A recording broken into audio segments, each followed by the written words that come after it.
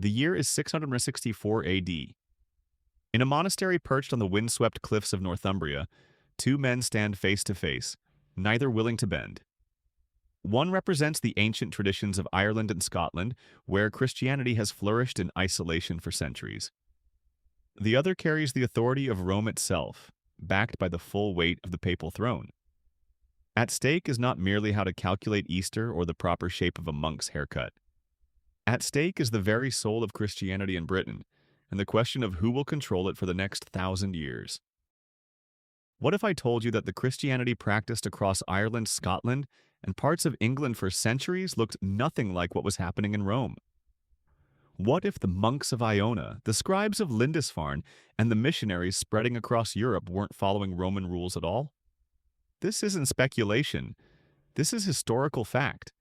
And the story of how Rome crushed this ancient form of Christianity, erasing it so thoroughly that most people today have never even heard of it, reveals one of the most fascinating power struggles in medieval history. Let's go back to the beginning. When the Roman Empire collapsed in the 5th century, Britain was abandoned. The legions withdrew, the cities crumbled, and Christianity, which had been growing in Roman Britain, nearly vanished with them. But notice I said nearly, because while Saxon invaders pushed the Christianized Celtic people to the western and northern fringes of Britain, something remarkable was happening in Ireland. Ireland, which Rome had never conquered, was becoming one of the most vibrant centers of Christianity in the entire world. St. Patrick arrived in Ireland around 432 AD, and within a few generations the island transformed. But here's what's crucial to understand. Irish Christianity developed in complete isolation from Rome. There was no pope sending instructions, no Roman bishops setting policy. Instead, Christianity in Ireland adapted to the existing Celtic social structure. The result was something unique in Christian history. In Ireland, Christianity centered not around bishops and cities, as it did in the Roman world, but around monasteries in the countryside. These weren't simple hermitages. Places like Clonmacnois, Glendalough, and Bangor became bustling centers of learning, art, and spiritual life, housing hundreds, sometimes thousands of monks. The abbot of a monastery held more power than any bishop. In fact, bishops existed mainly to perform ordinations and other sacramental duties, while abbots made the real decisions. The monasteries produced scholars of staggering erudition.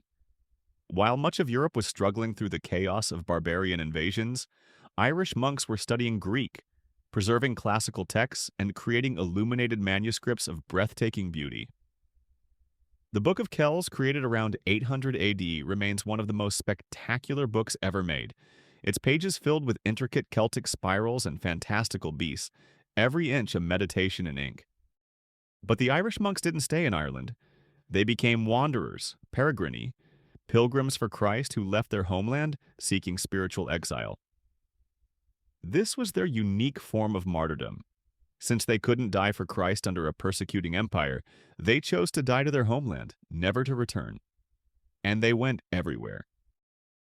Columbus sailed to Iona in 563 AD, establishing a monastery on that tiny Scottish island that would become the most influential religious center in northern Britain. From Iona, missionaries spread Christianity throughout Scotland and northern England. Aidan, a monk from Iona, founded the monastery at Lindisfarne in 635 AD, which became the jewel of Northumbrian Christianity. Meanwhile, other Irish monks were pushing into continental Europe. Columbanus, one of the most important figures you've probably never heard of, established monasteries across France, Switzerland, and Italy. By the time he died in 615 AD, his foundation stretched from Luxeuil in France to Bobbio in Italy. These Irish missionaries were fierce, uncompromising, and wildly successful. They brought literacy, learning, and Christian faith to regions that had fallen back into paganism after Rome's collapse. But they also brought their own way of doing things, and that's where the trouble started. The Celtic churches calculated Easter differently than Rome. This wasn't a minor detail. Easter is the most important date in the Christian calendar, and in the 7th century, you could travel from an Irish monastery where they had just finished celebrating Easter to a Roman-influenced church where they were still in the middle of Lent, fasting and mourning. Christians in the same kingdom were celebrating the resurrection of Christ on different days. The theological embarrassment was acute. Then there was the tonsure, the distinctive haircut worn by monks. Roman monks shaved the crown of their head, leaving a ring of hair supposedly resembling Christ's crown of thorns. Celtic monks shaved the front of their head from ear to ear, leaving the back long. To Roman eyes, this looked suspiciously like the hairstyle of Druids, the pagan priests of the Celts. The Irish naturally thought their tonsure was more ancient and authentic. There were other differences, too. Celtic monks had different penitential practices, more severe and detailed than Rome's. They had different liturgical traditions. Their monasteries followed different rules. Some Irish monks even rebaptized converts who had already been baptized in the Roman fashion, considering the Roman baptism somehow deficient. To Rome, this was heresy. Now, you might be thinking these sound like trivial differences. Who cares about haircuts and calendar calculations? But in the medieval world, uniformity in religious practice meant unity, authority, and power. Difference meant division, and division meant weakness. Rome wasn't going to tolerate a separate Christian tradition growing strong in the north. By the way, where are you watching from right now, and what time is it there? I'm always curious how this story of 7th century monks reaches people across different continents and time zones. Drop your location and local time in the comments. And if you're enjoying diving deep into these forgotten corners of history with Professor Archive, consider leaving a super thanks. It genuinely helps us continue making these documentaries. The collision was inevitable. It came to a head in the Kingdom of Northumbria, which by the mid-7th century had become the most powerful English kingdom. King Oswiu had been educated at Iona and naturally followed Celtic practices, but his wife, Eanfled, had been raised in Kent, which had been converted by Augustine of Canterbury, sent directly from Rome. So the king and queen of Northumbria were celebrating Easter on different dates. When the king was feasting for Easter, the queen was still fasting for Lent. The situation was absurd, and it was tearing the kingdom apart. So in 664 AD, Oswiu summoned a synod at Whitby, a double monastery for both monks and nuns, presided over by the formidable abbess Hilda. This wasn't just a theological debate. This was a power struggle for the future of English Christianity. The Celtic side was represented by Colman, Bishop of Lindisfarne, who had been trained at Iona. He argued that the Celtic practices came from St. John the Apostle himself, transmitted through the Irish saints. The traditions had been maintained faithfully for generations. Why should they change now? The Roman side was argued by Wilfrid, a young, ambitious priest who had studied in Rome and seen the grandeur of the papal city. Wilfrid was eloquent, forceful, and utterly convinced of Roman superiority. His masterstroke came when he invoked St. Peter, to whom Christ had given the keys to heaven. The Roman Church, Wilfrid argued, followed the traditions of Peter. Would the Celtic party follow John or Peter, the rock upon which Christ built his church? Then Wilfrid asked King Oswiu a question that decided everything. Is it true that the Lord said to Peter, "You are Peter, and on this rock I will build my church, and I will give you the keys of the kingdom of heaven?" The king agreed. And did the Lord give such authority to Columba, the founder of Iona? The king admitted he had not. Oswiu made his decision. Then I will obey Peter, the keeper of the keys, lest when I come to the gates of heaven, there be no one to open them. Northumbria would follow Rome. The decision at Whitby was catastrophic for Celtic Christianity. Colman, heartbroken, left Lindisfarne and returned to Iona with all his Irish monks, and about 30 English monks who couldn't bear to abandon the old ways. The monastery at Lindisfarne, that beacon of Celtic learning, was reorganized along Roman lines. But Whitby was just the beginning. Over the next century, pressure mounted on all the Celtic churches to conform. Iona itself held out until 716 AD, over 50 years after Whitby, before finally accepting the Roman calculation of Easter. Wales resisted even longer, not fully conforming until the late 8th century. What gets lost in the history books is how violently this transition sometimes occurred. In 686 AD, Bishop Wilfrid, yes, the same man who argued for Rome at Whitby, now much more powerful, forcibly ejected Celtic monks from monasteries in Mercia and gave their lands to Roman-aligned communities. Ancient monasteries were taken over. Monks were dispossessed. The old ways were systematically erased. But even as the institutional structures of Celtic Christianity were dismantled, the cultural legacy endured in unexpected ways.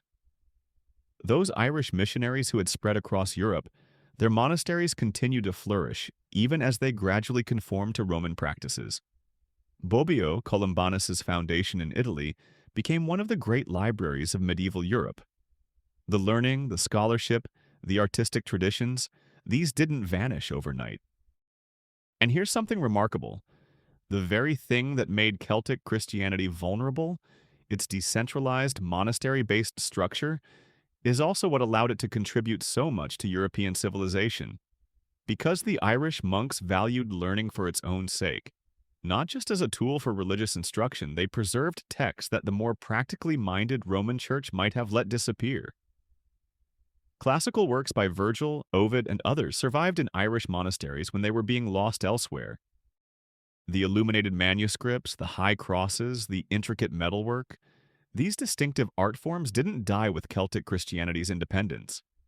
They influenced European art for centuries. The Book of Kells was created well after Iona had submitted to Rome, suggesting that even in conformity, something of the old spirit remained. But make no mistake, this was a conquest. Rome didn't just persuade the Celtic churches to adopt better calendar calculations. Rome systematically dismantled an alternative way of being Christian, one that was older in Britain and Ireland than Roman Christianity itself, one that had kept the faith alive when Rome's influence had collapsed, one that had sent missionaries across a barbarian-ravaged Europe while Rome was still recovering from its fall. The winners write history, and Rome won decisively. For over 1,000 years, the Roman Catholic Church dominated Western Christianity, and the story it told was of barbarian Ireland being civilized by Roman orthodoxy, of ignorant Celtic monks being enlightened by papal wisdom. The narrative was one of progress, of moving from primitive local traditions to universal sophisticated practices. Only in the 19th and 20th centuries did scholars begin to reconsider. They looked at the manuscripts, the archaeology, the art, and they realized that Celtic Christianity wasn't a backwards, provincial variant of the real thing. It was a sophisticated, vibrant tradition with its own integrity, its own genius, its own valid claim to apostolic authority. Think about what was lost. A Christianity where learning and scholarship were central monastic virtues. A Christianity where wandering pilgrims brought faith and culture to pagan peoples without armies backing them up. A Christianity where abbots were chosen for wisdom and spiritual authority, not appointed by distant bishops for political reasons. A Christianity that created the Book of Kells. There's a bitter irony in the whole story. The Irish monks and their British students saved European civilization. This isn't hyperbole.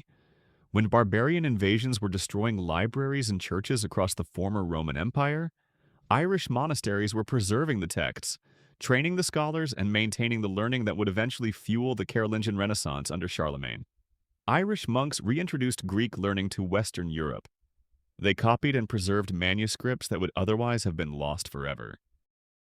And yet, these same Irish monks, these cultural heroes, were forced to abandon their own traditions, submit to Roman authority, accept that their way of calculating Easter was wrong, that their tonsure was wrong, that their entire religious culture needed to conform to a distant Italian city that had contributed nothing to their conversion, had sent no missionaries to their shores, had never even ruled their lands. The Synod of Whitby in 664 AD wasn't just a meeting about calendar calculations. It was the moment when political power triumphed over historical claim, when the authority of Rome overrode the traditions of those who had actually done the work of conversion, when uniformity became more important than diversity. And here's the question that haunts this whole story. What if King Oswiu had decided differently? What if, instead of fearing St. Peter's keys, he had honored St. Columba's legacy? What if Northumbria had remained Celtic in practice, encouraging other kingdoms to do the same? Would we have seen two distinct branches of Western Christianity developing, one Roman and one Celtic, competing and enriching each other for centuries? Would the Pope's claims to universal authority have been checked by the existence of an equally ancient, equally valid tradition operating independently in the North? We'll never know, because that's not what happened. What happened is that Celtic Christianity was absorbed, its distinctiveness erased, its history forgotten. By the time of the Norman conquest in 1066, you'd be hard-pressed to find anyone in Britain who knew there had ever been a different way of being Christian. But the ghosts remain. Walk among the ruins of Iona or Lindisfarne today, and you're walking through the remnants of a lost world. Look at the high crosses of Ireland, standing silent in country churchyards, their intricate knotwork a reminder of a time when Christianity spoke with a Celtic accent. Pick up a reproduction of the Book of Kells, and you're seeing the last flowering of an artistic tradition that Rome never quite managed to kill. The tragedy of Celtic Christianity isn't just that it lost. The tragedy is how thoroughly it was erased, how completely the story was rewritten. For centuries, the official history of Christianity in Britain began with Augustine of Canterbury, sent from Rome in 597 AD, conveniently ignoring the fact that there were Christians in Ireland long before, that these Irish Christians had already re-Christianized much of Scotland and were spreading into England while Augustine was still in Canterbury. The Celtic Christians didn't rebel against Rome in the dramatic way that Martin Luther would 9 centuries later. They didn't nail 95 theses to a door or start wars of religion. They simply wanted to continue being Christian in the way they had been for centuries, the way that worked for their culture, their society, their spiritual needs. Rome couldn't tolerate that. Because Rome wasn't just spreading Christianity, Rome was building an empire, a spiritual empire that required obedience, uniformity, and centralized control. The Celtic churches, with their independent monasteries and their own traditions, represented a threat to that vision. They had to be brought into line. And they were. Systematically, thoroughly, decisively, the Synod of Whitby was just the beginning. Over the next 2 centuries, every Celtic peculiarity was ground down. The different Easter calculation was abandoned. The distinctive tonsure disappeared. The penitential practices were standardized. The monastic rules were replaced with Roman versions. Even the liturgy was changed to match Rome's. By the time the medieval period was in full swing, Celtic Christianity existed only as a memory, and not even a particularly clear one. The great Irish scholars of the 9th and 10th centuries wrote in Latin, studied the same texts as their continental counterparts, and followed Roman practices in everything that mattered. What do you do for a living? Are you a teacher, a student, an engineer, someone working in the medical field? I ask because this story of Celtic Christianity resonates differently depending on your perspective. If you're in a field that values innovation and independence, you might see the Celtic monks as pioneers who were unfairly suppressed. If you're in a field that requires standardization and cooperation, you might see Rome's position as necessary for maintaining unity. There's no single way to interpret this history, which is part of what makes it so fascinating. This is Professor Archive, and we've been exploring the forgotten rebellion of Celtic Christianity against Rome. If stories like this, the ones that don't make it into most history books, the conflicts and cultures that shaped our world in ways we rarely acknowledge, if these resonate with you, make sure you're subscribed. We're building something here, a community of people who want to go deeper than surface-level history. The story of Celtic Christianity matters because it reminds us that Christianity, even in the medieval period, wasn't monolithic. There were alternatives, different visions of what it meant to follow Christ, different ways of organizing religious life. The fact that one of these visions won and the others were suppressed doesn't mean the winners were right. It just means they were more powerful. In the end, the Celtic Christians lost almost everything.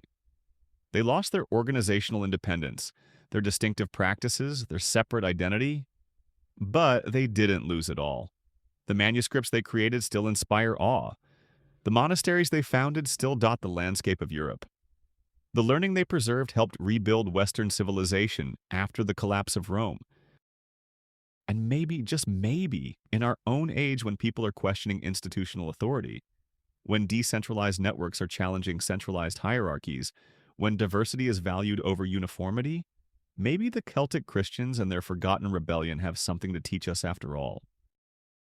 The monks of Iona, copying manuscripts on that windswept island, the scribes of Lindisfarne creating gospels of impossible beauty, the wandering Irish pilgrims bringing faith and learning to pagan Europe.